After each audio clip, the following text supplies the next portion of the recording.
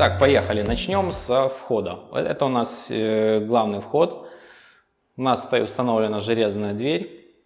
Сделана дверь в стиле дверей межкомнатных. И также сделан портал деревянный из добора межкомнатных дверей и обналички. То есть, чтобы у нас был общий стиль. Здесь у нас уложен декоративный камень. То есть на входной группе здесь пока вешалка у нас. Здесь у нас будет расположен шкаф. То есть, как видим, здесь у нас короб сделан под него. Будет с распашными дверями шкаф с таким вот усеченным углом. Такие замысловатые светильники в железном каркасе дают такой красивый ореол. То есть, в принципе, смотрится загадочно и прикольно. Там в конце коридора у нас вход в спальню и в детскую. Здесь будет расположена картина напротив шкафа. Пока еще квартира не мебелирована, то есть где-то у нас сдача объекта, то есть завершены все отделочные работы, останется только монтаж мебели. Поехали далее. Вход в туалет, вход в ванну. Здесь у нас колонна. В прошлой квартире, которая у нас находится сверху, у нас здесь стенка цельная, как на видео. Здесь у нас сделан проем. На противоположной стене у нас находится камин. Сделан искусственно короб из гипсокартона и облицован камнем. Таким образом, камень у нас крашеный, облицован, затерт фугой специально для камня, то есть она такая шероховатая, и покрыт краской.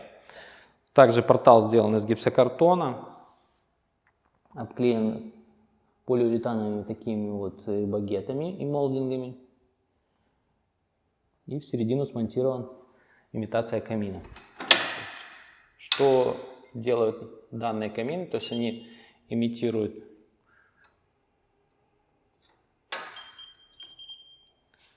пламя. Соответственно, здесь у нас расположена решетка, которая здесь у нас регулируется подогрев, то есть может быть функция обогрева. И здесь у нас расположено отверстие, в котором вот такая вот вещь. Сюда наливается вода и имеется функция увлажнения воздуха. То есть при наливании воды она испаряется, и через это отверстие получается имитация дыма и, соответственно, увлажняет воздух. То есть у нас функция обогрева, увлажнения воздуха и декоративная функция. Столешницу сделали примерно под цвет ламината из дуба брошированного. То есть смотрится круто. Получился такой классный эффект. То есть у нас затемненными элементами сама брошировка также дала красивый эффект. То есть столешница получилась классно. Далее, здесь у нас будет расположен стол обеденный. Еще две люстры у нас не хватает. По контуру расположили точечные двойные светильники. И как раз дошли до верха. То есть у нас здесь расположены багеты 12 сантиметров. Потолки у нас гипсокартоном полностью ровно выровнены. И багеты 12 сантиметров. Общая высота текущая, то есть от пола до гипсокартонного потолка у нас 2,50. И несмотря на то, что у нас 12-сантиметровые багеты, то есть многие боятся сделать большие багеты, когда потолки низкие. Но смотрится это намного интереснее и визуально увеличивает высоту потолков. И не нужно бояться больших багетов, так как это украсит ваше помещение. Мелкие багеты, они теряются, то есть вот делает 2 сантиметра. Вот. Либо делать без них, либо делать хорошие. Это мое мнение, потому что мелкие багеты, они бессмысленные. Они портят только красоту потолка. На полу у нас ламинат. Также вот эта колонна центральная облицована камнем. Здесь у нас такие часики.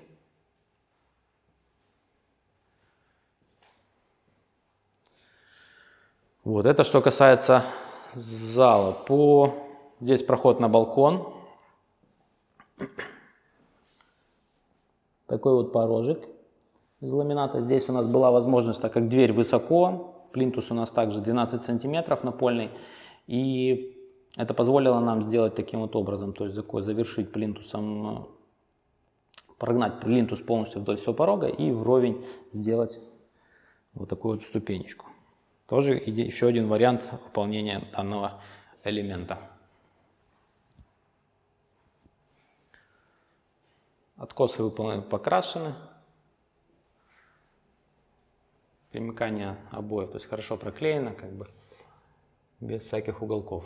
Как бы это, ну, не практично, но как бы в эксплуатации я думаю, что это, если окно не проходное, ну, вот, то в принципе с этим ничего не будет. Проблемы могут возникнуть только вот в этих элементах, когда у нас на балконе. То есть здесь вот пока еще мы ничего не делали. То есть, ну, в будущем, возможно, какой-то придется сделать молдинг, либо уголочек наклеить. Здесь у нас будет расположен телевизор. Как видим, здесь у нас розетки расположены вертикально, соответственно, телевизор у нас будет расположен по центру. Такой вариант я уже рассказывал в некоторых видео. Почему мы так решили делать, что в дизайн-проектах часто располагают розетки горизонтально, и тем самым при монтаже телевизора кронштейны не всегда бывают с центральным отверстием, чтобы розетки разместить по центру кронштейна. И получается так, что мы делаем горизонтальные розетки, и телевизор при навеске у нас получается либо высоко, либо низко, чтобы не мешала розетка. Соответственно, расположив таким образом, мы не стесняем движения, то есть по телевизору можем в пределах вот этих ширины телевизора и розеток подвинуть телевизор ниже, либо выше. Здесь выполнено такое отверстие для проводки проводов, которые будут следовать от тумбы к телевизору.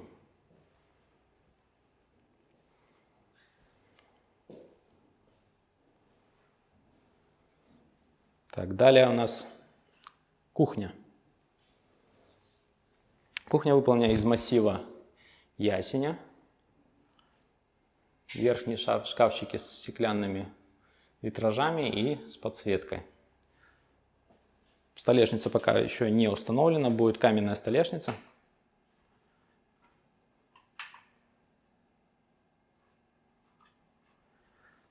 Столешница еще не смонтирована, пока ждем ее изготовления.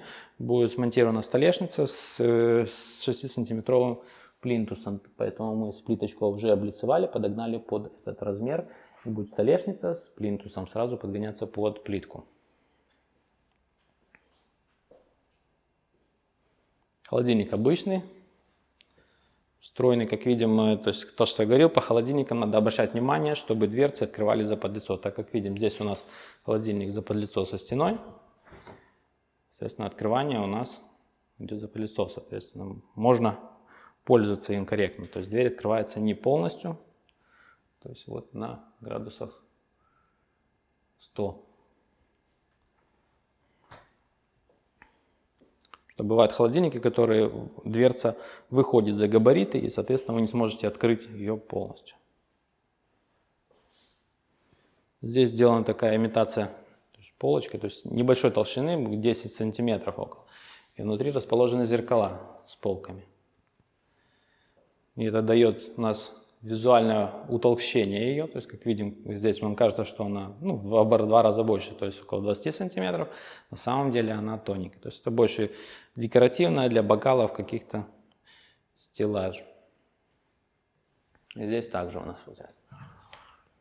тоже расположено зеркало и небольшая. То есть это уже больше как бы завершающая декоративная часть.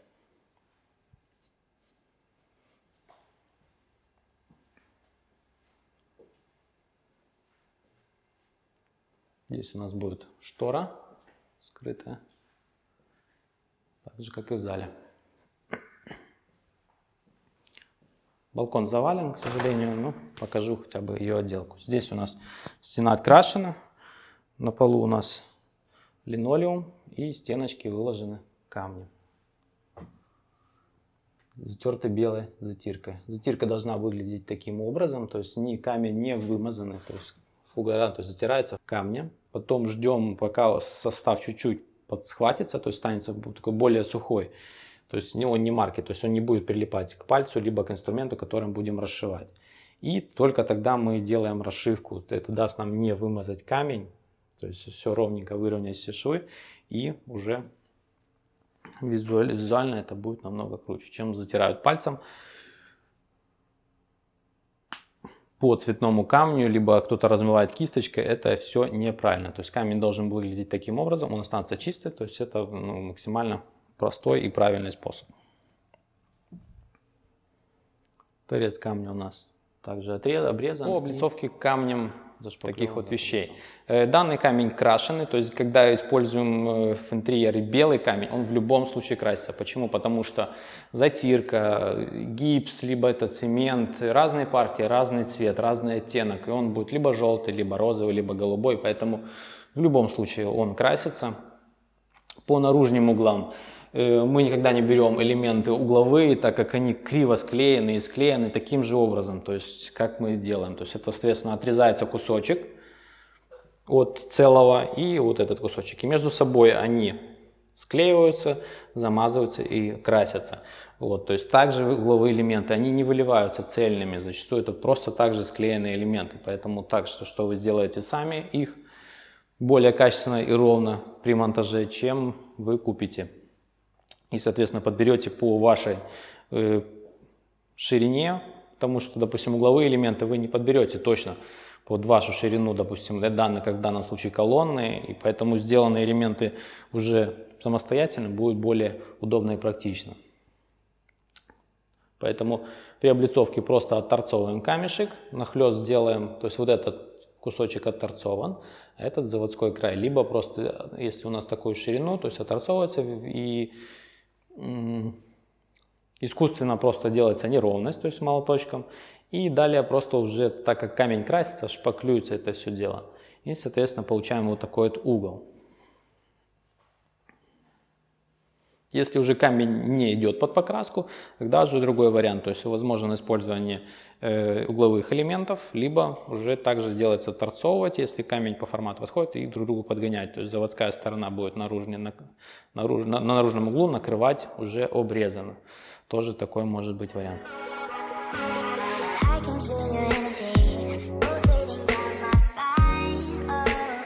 Сейчас находится кладовка, либо гардеробная будущее, и в ней расположенный у нас щиток электрический.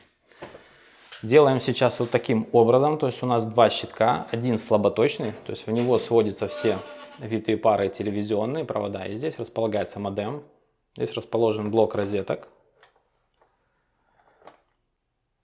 В данном случае у нас стоит роутер и сам модем, который подает сигнал Wi-Fi. Вот, то есть сюда также вводится розетка оптоволокна. И все эти коммуникации здесь введены, это очень удобно, компактненькие провода не валяются. А здесь у нас расположен уже щиток электрический. Здесь у нас реле напряжения, то есть про данный щиток и про данную электрику в данной квартире можете посмотреть по ссылке в подсказках либо в описании. Там подробно будет рассказано про данный щиток.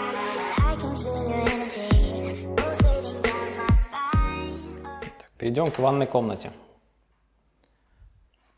В ванной на полу у нас расположена плиточка под имитацию доски. Ванна угловая, как бы планировалось использовать ее как душевую, и, соответственно, какая-то ванна для маленьких детей.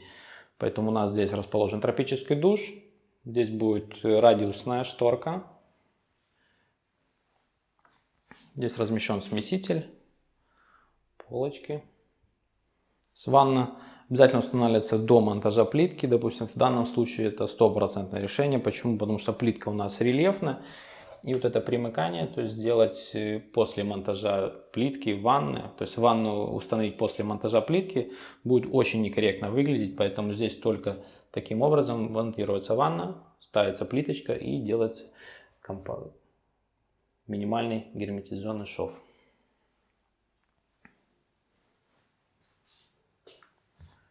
Экран у нас акриловый.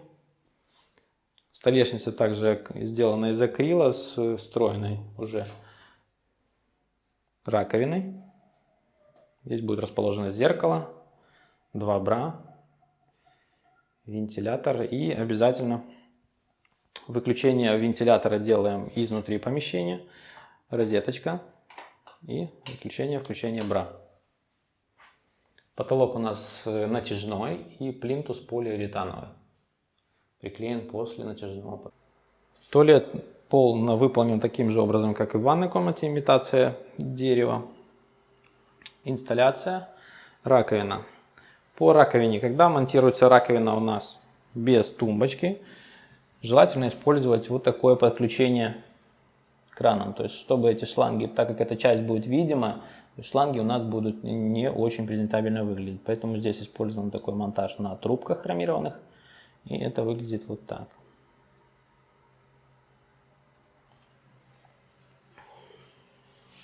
На стенах у нас кирилловская плитка. С таким вот выдавленным рисуночком. Потолок также натяжной, 2 светильника по 7 Вт. И полиуретановый плинтус.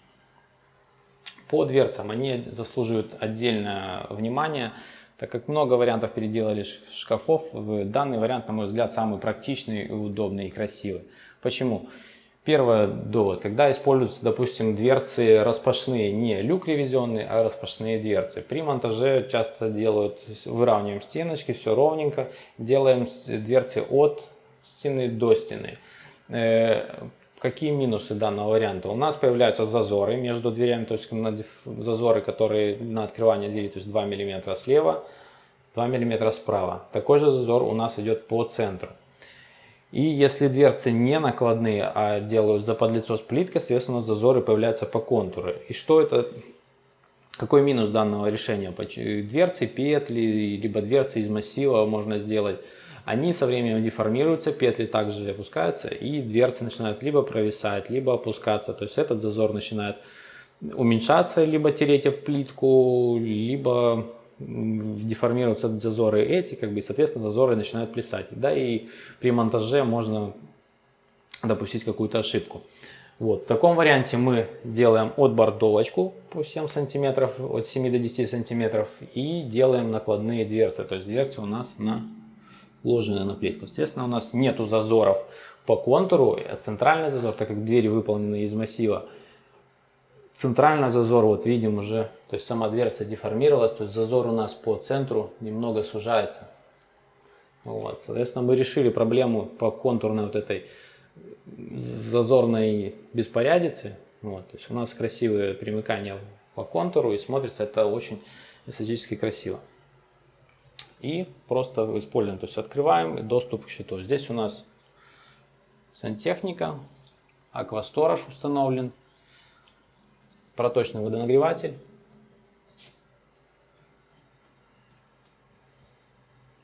Как-то так.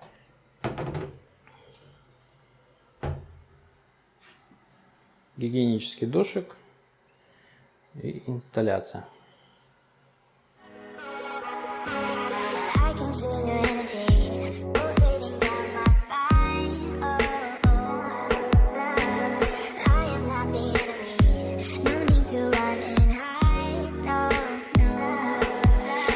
Теперь идем в спальню.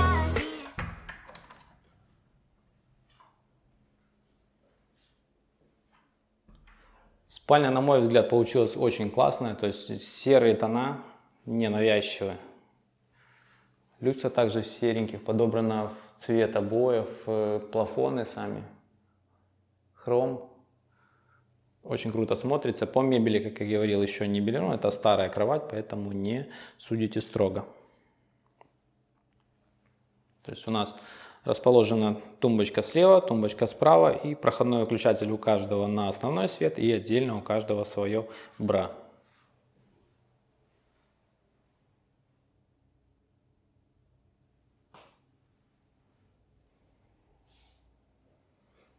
Здесь у нас будет расположен шкаф, пока собраны полочки без фасадов. Здесь также будет пенал, также, имитация так, как на кухне. Тоже будет пенал с какой-то искусственно сделанной нишами. Скрытый карниз.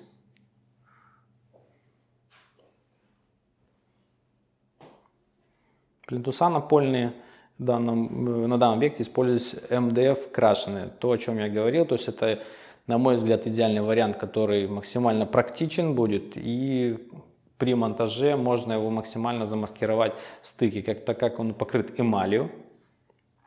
И стыки можно, подобрав эмаль, также подкрасить, зашлифовать и сделать так, как он на заводе. Потому что пленочный, как на прошлом объекте, он никогда вы не сделаете стыки невидимыми.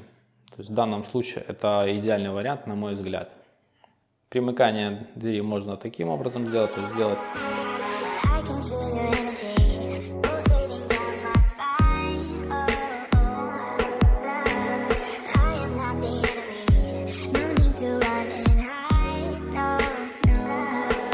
Двигаемся в детскую комнату.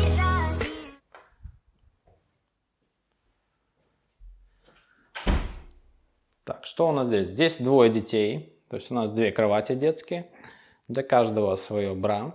И вот это интересно, то есть обои заказаны под заказ, то есть таким рисунком и картой мира. Интересное решение. Мне очень нравится.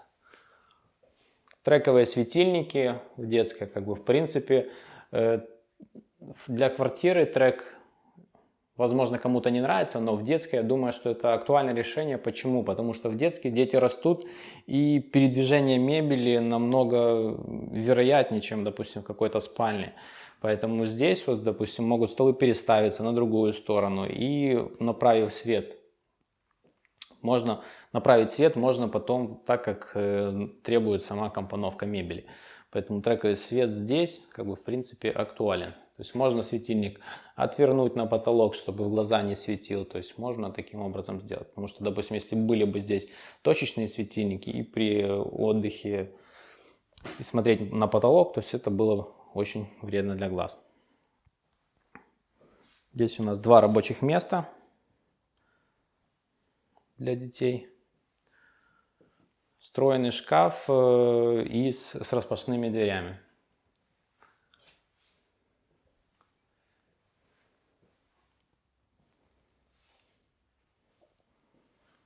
По поводу порожка уже было видео. То есть здесь, так как дверь стояла ниже, мы не смогли пройти плинтусом.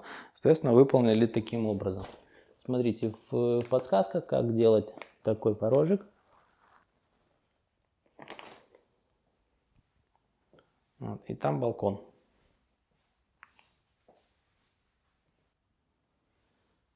У нас, видим, обои вот эти были уже готовые обои. То есть у нас такие кораблики, воздушные шарики, а эти были сделаны под заказ. То есть карта была, и на ней были напечатаны вот такие вот воздушные шарики, чтобы согласовать с данными обоями. Решение интересное, и для детской очень классно. Балкон в детской комнате. Фасадная часть облицована камнем. Стенки такой пестрый зеленый цвет для настроения, поднятия настроения. Плинтус на балконе МДФ. Здесь у нас была проблема. Изначально был наклеен дюропласт плинтус. Такой плинтус ни в коем случае не клеите на балкон, тот, который с солнечной стороны. Здесь у нас два балкона, один на северной, другой на южной стороне. Соответственно, у нас на том балконе ничего не произошло, а на этом, как видим, постоянно палит солнце и адски нагревался балкон. И, соответственно, этот дюропласт на вот это расстояние, то есть здесь у нас 3 метра, выгнулся, оторвало и выгнулся до середины помещения. То есть расширение на вот это расстояние около сантиметра было. Поэтому и с этим расширением вы ничего никогда не сделаете. То есть представляете, на 3 метра сантиметр, какие зазоры должны быть здесь деформационные, здесь и там, чтобы эту деформацию убрать. Поэтому дюропласт ни в коем случае на балконы, там где жарко или большие перепады температур, не используйте. Поэтому для этого МДФ, либо обычный пластик. Такие вот использовались здесь ролеты. Очень прикольно, поднимают настроение. То есть очень классно смотрится. То есть у нас такие типа ромашки зеленые, голубые, желтенькие. То есть для детской очень классно. По поводу сушилки, так как на балконе открываются практически все окна, и повесив сушилку таким образом, все окна будут ее цеплять. Здесь у нас одна часть глухая, приняли решение сделать ее только там, поперек, то есть которая не будет мешать открыванию окон.